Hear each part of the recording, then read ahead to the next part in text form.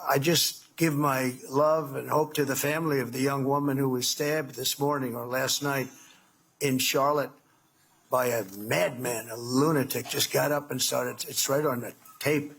Not really watchable because it's so horrible, but just viciously stabbed. She's just sitting there. So they're evil people. We have to be able to handle that. If we don't handle that, we don't have a country. 23 years old, the victim just riding the railway, and now the suspect is going to be held without bond, but he has a lengthy criminal history. Jail records show past convictions for armed robbery, felony larceny, breaking and entering, shoplifting. But he was out on the streets when this tragedy happened. A woman who had fled Ukraine, now here, 23 years old, sadly met her fate on that Charlotte, North Carolina train. Heartbreaking, and there are too many heartbreaking stories playing out in our nation. President Trump is hoping to get crime under control. Pleased to bring in the Deputy Assistant to the President, Sebastian Gorka. Sebastian, always a pleasure to have you, sir. You know, this case highlights some of the problems. People are out on the streets that shouldn't be out on the streets. President Trump wants his crime bill. You know that Americans support it too. Yet you have Pritzker, you have Newsom saying, oh, we don't want the National Guard. We don't want anything that's militarizing our cities. But they'd rather have victim after victim that we report on here. It's truly horrific, Bianca. For those who haven't seen the video, just this beautiful woman, somebody who'd escaped a war zone, and this man with no provocation from behind just stabs her and kills her, a man with 14 prior arrests. And whose side are the Democrats, the Democrat prosecutors and judges on? I think it's clear when they use language like the Maryland father to try and protect and whitewash an MS-13 human trafficker, a wife beater. Again and again and again, the fact pattern is clear. We have one party in America that is on the side of the illegal aliens, is on the side of the murderers, the rapists, is on the side of the people bringing a boatload of fentanyl to kill Americans on U.S. soil. So we here in the White House, starting with the Commander-in-Chief, are on the side of the American people, and we're here to protect them. Woe betide anyone who threatens the American people. A big win today on that. In fact, as we came on the air, Sebastian, Supreme Court backing President Trump's efforts when it comes to these raids in Southern California. An earlier ruling that SCOTUS has just overturned said that people needed reasonable suspicion, but Supreme Court is saying, no, you can target people based on their race or language. The earlier ruling was trying to say that they were violating illegal immigrants' Fourth Amendment protection. And it's important to note that's exactly what played out in Durham, North Carolina. They have passed a resolution declaring Durham a Fourth Amendment workplace. I bet it's in reaction to the raids in Georgia, but it seems like Durham may now need to rethink this because of this Supreme Court ruling coming down today. It does not look like they will have this as a legal pushback anymore.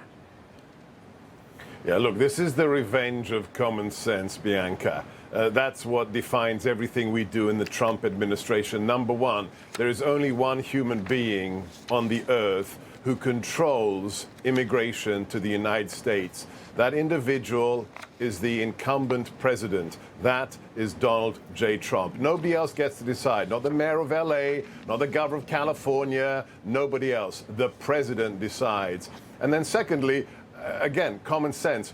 Illegal aliens do not have the constitutional rights of American citizens. The idea that you have the same rights as Americans is insanity. You came here illegally, you are already a criminal. Period, end of story, and you will be treated as such. Let's talk about, and it's understandable when you see it coming from the left, but what about within the Republican Party, Seb? You know, cartels are terrorist organizations. That's the fact. Now, J.D. Vance wrote on X that killing cartel members who poison our fellow citizens is the highest and best use of our military. But then you have Kentucky Senator Rand Paul, a Republican, who's taking exception to that, saying, J.D., I don't give a blank. did he ever read To Kill a Mockingbird, which is odd because Democrat Fetterman is full on board, saying fully support confronting the scourge of cartel drug trafficking to our nation. So you have a Democrat supporting Republican Vice President J.D. Vance, but Rand Paul apparently has some problem with us being hardline for people who are bringing drugs into our country. What's your message to Rand Paul today, Seb? He should live in the real world. I'm not sure how quoting a fictional character from a novel has anything to do with the terrorist organizations that under the Biden administration were murdering 110,000 Americans every single year with fentanyl smuggled into this country, mostly made with precursors that were provided by China. So is Rand Paul on the side of China and the cartels or on the side of the American people? I suggest he sit down once. Senator, sit down with the families of those who lost a loved one to fentanyl. I will arrange it for you. And then tell me that you're on the side of the drug boats or the American people. Well, a lot of families in Chicago would be welcoming the National Guard. President Trump post over the weekend ignited sort of the left. Wes Moore apparently doesn't live in the real world either, Seb, because he's vacationing in Lake Como, staying at George Clooney's house. And here he is, the Maryland governor, outraged on Meet the Press about law and order in our country. Illinois Governor Pritzker called this a threat. Would you go so far as to call this a threat? I call it a threat. I call it embarrassing. I would call it performative. Well, he's not going to run for president. At least he says so right now. Performative. It seems like every step of the way, some of the worst criminals are either getting eliminated out in the international waters, deported, or put behind bars to face justice. How is any of that performative?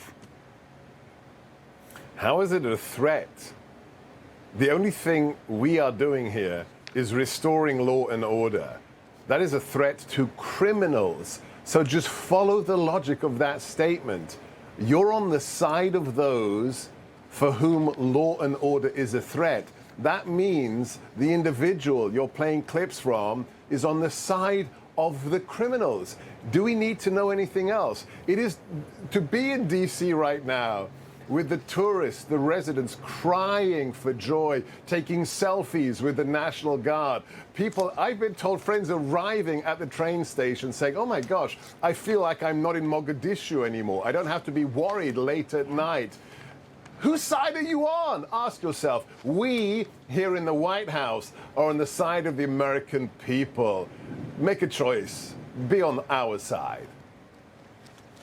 Sebastian Gorka, so great to have you join us today in light of the big breaking story, too, in favor of President Trump. And no doubt we'll await Newsom trying to combat that. But we know much work ahead, including in Chicago. Good to see you, my friend. Great to be back. God bless you, Bianca. Thank you. Thank you.